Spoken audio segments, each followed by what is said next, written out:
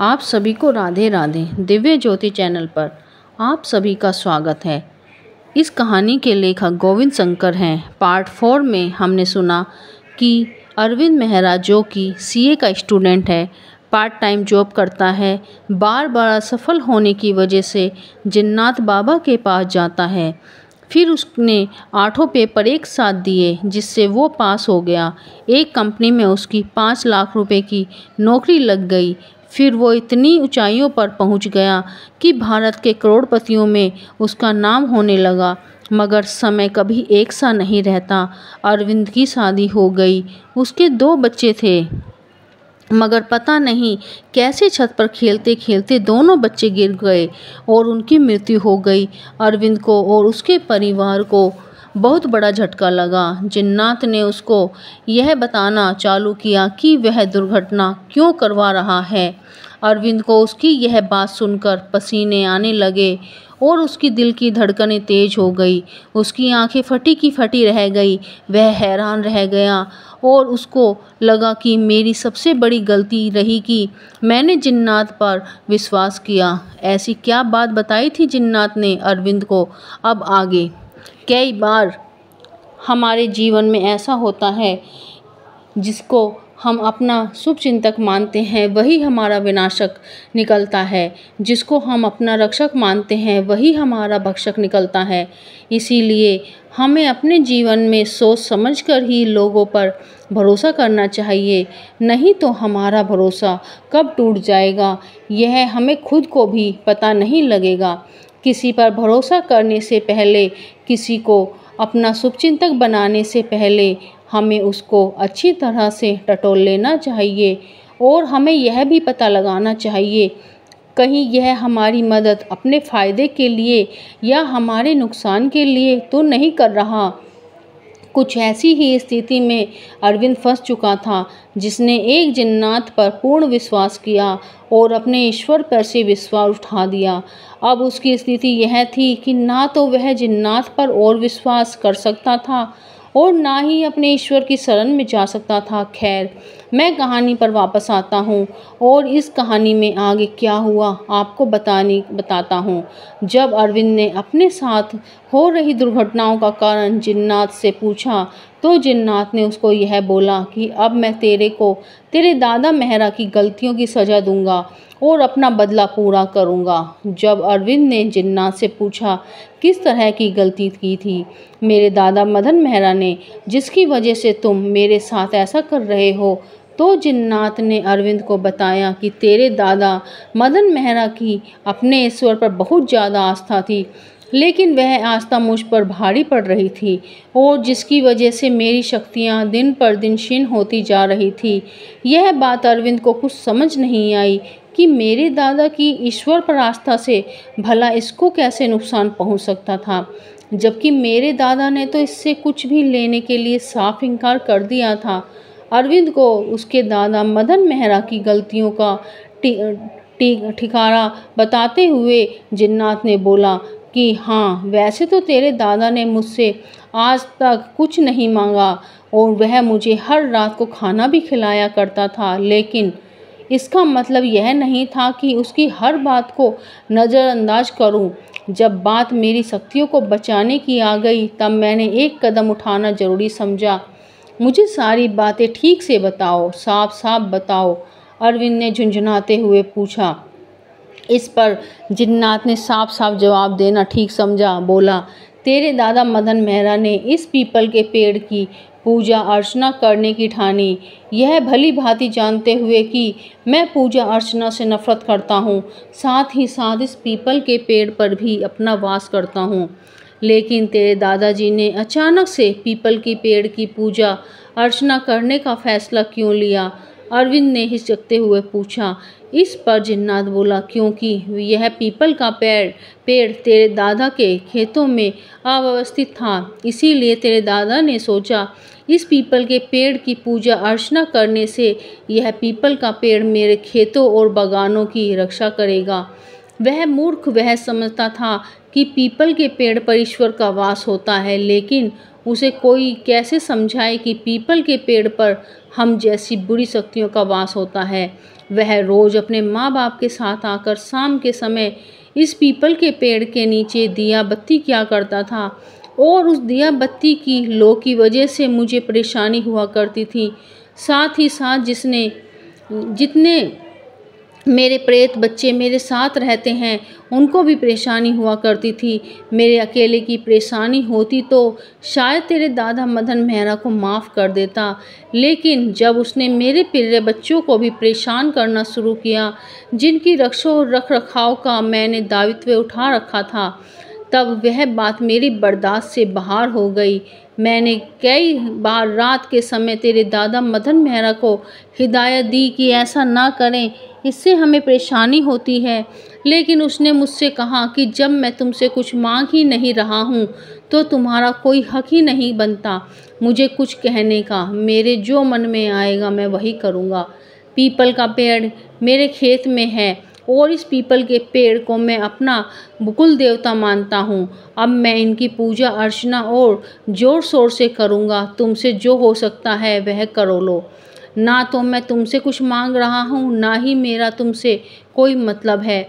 उसके यह रूखी बात सुनकर मेरे तन बदन में आग लग गई और मैंने ठान लिया, अब इसके साथ जो भी दुर्घटना घटेगी उसका हकदार और उसका जिम्मेदार मदन मेहरा खुद होगा। उसके बाद भी मैं तेरा दादा लगातार पीपल के पेड़ पर दिया बत्ती करने लगा, हमें परेशान करने लगा। अब मैंने उसका दिया हुआ खाना खाना भी छोड़ दिया और मेरे मन में प्रतिशोध के शोले धधक रहे थे। और एक दिन वह समय भी आ गया जिस दिन में मेरे प्रतिशोध की शुरुआत होने वाली थी। फिर तुमने क्या किया? अरविंद ने हैरानी से पूछा। इस पर जिन्नात बोला, एक दिन तेरे परदादा और परदादी गांव की नदी पर पानी भरने आए थे। अब क्योंकि नदी किनारे से थोड़ा हटकर बहती थी, पानी भरने के लिए दादा दादी को नदी में उतरना पड़ गया। अब वह समय भी आ चुका था जब मैं अपना प्रतिशोध लेता। मैंने बिना समय गंवाए एक मगरमच्छ का रूप लिया। उन दोनों को देखते देखते ही कच्चा चबा गया। वह जोर जोर से चिल्ला रहे थे, चीख रहे थे, लेकिन उनकी आवाज़ कहीं तक नहीं पहुंच पा रही थी और मात्र कुछ ही देर में उन दोनों ने अपना दम दे दिया और मैं उन दोनों को कच्चा खा गया। इससे ही बड़ी हैरानी की बात तो यह थी, उस नदी में तो कोई मगरमच्छ था ही नहीं, क्योंकि मगरमच्छ तो मटमैले पानी में होते हैं। इस नदी का पानी तो एकदम साफ था। जिन्नात की यह बात सुनकर अरविंद का कलेजा उसके मुंह को आ गया और अब उसे जिन्नात की क्रूरता और बर्बरता का एहसास होने लगा। लेकिन अब पछतावे क्या होत जब चिड़िया चुग गई खेत। इस पर आगे जिन्नात ने कहा, यह खबर गांव में आग की तरह फैल गई कि गांव की नदी में खून पड़ा है और सब गांव वालों के साथ रोता बिलखता मदन मेहरा भी पहुंचा। मदन मेहरा यह भली भांति जान चुका था कि अब उसके माता पिता दुनिया में नहीं रहे, क्योंकि थोड़ी देर पहले पानी भरने नदी पर उसके माता पिता ही आए थे। इसके बाद जैसे तैसे करके गांव वालों ने बचे हुए मांस के टुकड़े इकट्ठे करके उनका अंतिम संस्कार किया। अब लोग मदन मेहरा को सांत्वना देने के अलावा और कुछ भी नहीं कर सकते थे। अपने माता पिता की संपूर्ण क्रिया करने के बाद मदन मेहरा का चेहरा गुस्से से लाल हो गया। शायद वह जान चुका था कि उसके माता पिता के साथ इतनी बर्बरता किसने की। उसके बाद मदन मेहरा बिना देर लगाए पीपल के पेड़ के पास पहुंचा, मुझे ललकारने लगा। उसकी ललकार सुनकर मैंने भी यह सुनिश्चित कर दिया कि तेरे माँ बाप का हत्यारा मैं ही हूँ, और अगर अब भी तूने यहाँ की पूजा अर्चना बंद नहीं की तो अगला नंबर तेरा होगा। यह बात सुनकर तेरा दादा गुस्से में तमतमाया, बिना मुझसे कुछ कहे वहाँ से चला गया। लेकिन मेरे खिलाफ वह इतना बड़ा कदम उठा लेगा, इसकी उम्मीद तो शायद मैंने भी नहीं की थी।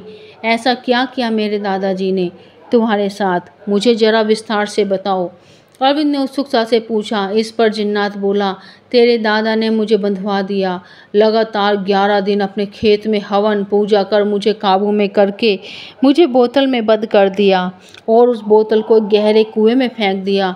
अभी तो मुझे तेरे दादा मदन मेहरा से भी बदला लेना था, लेकिन उसने उससे पहले ही इतना बड़ा कदम उठाकर मुझे गहरे कुएं में फेंकवा दिया। और मैं उस गहरे कुएं में गुप अंधेरे में भूखा प्यासा तकरीबन 15 साल तक सड़ता रहा। फिर तुम उस गहरे कुएं से बाहर कैसे आए? जल्दी बताओ, अरविंद ने उत्सुकता से पूछा। जिन्नात बोला, एक दिन गांव में किसी का बच्चा उस गहरे कुएं में फिसल गया, जिसको निकालने के लिए सारे गांव ने प्रयास किया। तकरीबन 3 घंटे के प्रयासों के बाद वह बच्चा उस कुएं से बाहर आ गया। उस बच्चे के हाथों में वही बोतल थी जिसमें मैं बंद था। उस बोतल को वही कुएं के पास फेंककर उस बच्चे की तीमारदारी में सारे गांव वाले लग गए। उसे अस्पताल में भर्ती करवाया। फिर कुछ घंटों बाद वहां कुछ बच्चे खेलने के लिए आए और क्रीड़ा करते करते उन्होंने यह बोतल पत्थर पर दे मारी। इस तरह से मैं आज़ाद हो गया। फिर से अपना निवास स्थान अपने प्रेत बच्चों के साथ उसी पीपल के पेड़ पे बना लिया।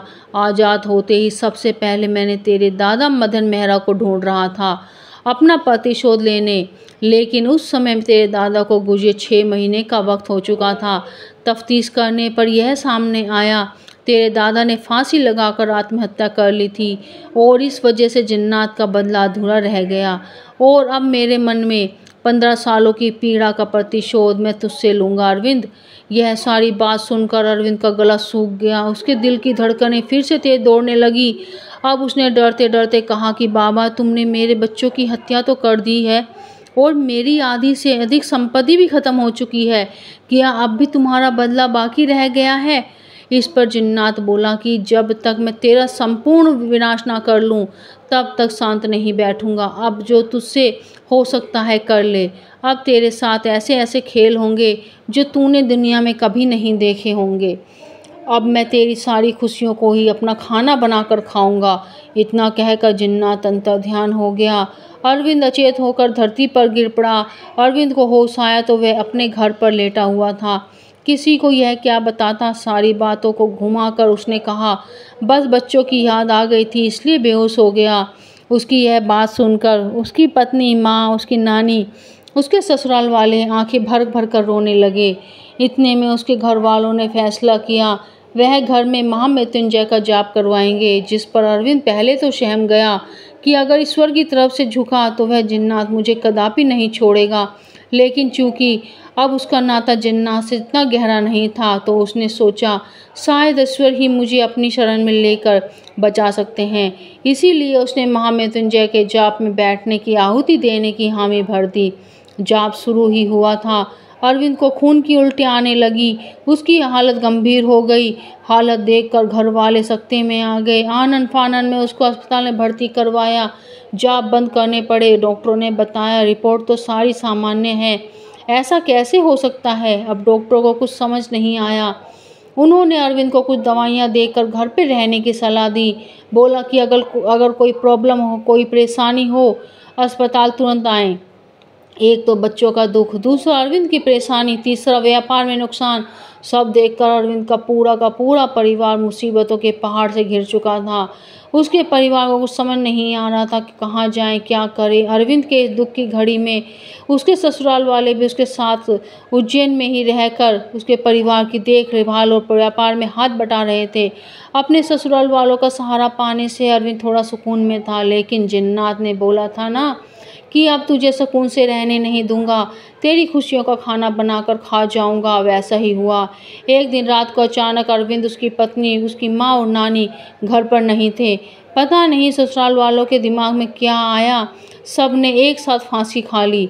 अपने घर वालों की ऐसी दुर्घटना देखकर उसकी पत्नी स्नेहा अपना मानसिक संतुलन खो बैठी। आनन फानन में स्नेहा पागल बहाने में भर्ती करवाना पड़ा। डॉक्टरों ने भी कह दिया अब शायद इसने हम सब कभी ठीक नहीं हो पाएगी। अपने बच्चों और पत्नी से बिछड़ने के बाद अरविंद को ऐसा लगा कि जीवन में उसके लिए अब कुछ बचा ही नहीं। उस दिन घर में अपनी नानी माँ अपने मामाओं के सामने रो ही रहा था। अचानक अरविंद को बड़ा अटैक आया। उसके घर वालों ने आनन फानन में उज्जैन के बड़े अस्पताल में भर्ती करवाया, उसका इलाज चालू करवाया, जहां उन्हें अरविंद के दिल की हालत का पता चला। तकरीबन 5 घंटे के ऑपरेशन के बाद डॉक्टरों ने अरविंद के घर वालों से कहा अरविंद को बड़ा अटैक पड़ा था, जिसके कारण उसके दिल में एक समय पर धड़कना बंद कर दिया था। फिलहाल हमने अरविंद को बचा लिया है, लेकिन बहुत ही मायूसी के साथ कहना पड़ा होगा कि अरविंद कोमा में चला गया है। अब वह कोमा में कब बाहर आएगा यह तो भगवान ही जाने। अरविंद की ऐसी हालत देखकर घर वालों को रो रो कर बुरा हाल था। ईश्वर को कोस रहे थे, कैसी किस्मत लिखी है तूने हमारे अरविंद की। लेकिन वह सब हम बेचारे क्या जाने। अरविंद ने अपनी किस्मत अपने ही हाथों लिखी है, इसमें ईश्वर का कोई दोष नहीं। अब अरविंद एक जिंदा लाश बनकर बिस्तर पर लेटा हुआ था। वह सब कुछ देख सकता था लेकिन बोल नहीं सकता था। एक रात लेटे लेटे अंदर ही अंदर कुछ सोच रहा था, तभी उसके अस्पताल के कमरे में अचानक जिन्नात प्रकट हुआ। उसने बोला कि तेरा धड़कता हुआ दिल मेरी मुट्ठी में है अरविंद, मैं जब चाहूँ अपनी मुट्ठी बंद करके उसे कुचल सकता हूँ। जब मन ही मन अरविंद ने भी गुस्से में कहा, ऐसी ज़िंदगी से तो अच्छा मुझे मौत दे दे, मार दे मुझे जिन्नात, मार दे। अब ऐसी हालत क्या करेगा अरविंद, ऐसी हालत में क्या करेगा अरविंद? क्या होगा उसके परिवार का, क्या होगा उसकी पत्नी स्नेहा का, और क्या होगा उसका? अब कौन बचाएगा अरविंद को, यह पता लगेगा आपको अगले भाग में। ये कहानी आपको कैसी लगी ज़रूर बताना। फिर मिलेंगे पार्ट 6 में। लाइक सब्सक्राइब करना अगर आपको अच्छी लगे तो। फिर मिलेंगे, तब तक के लिए आप सभी को मेरी राम राम।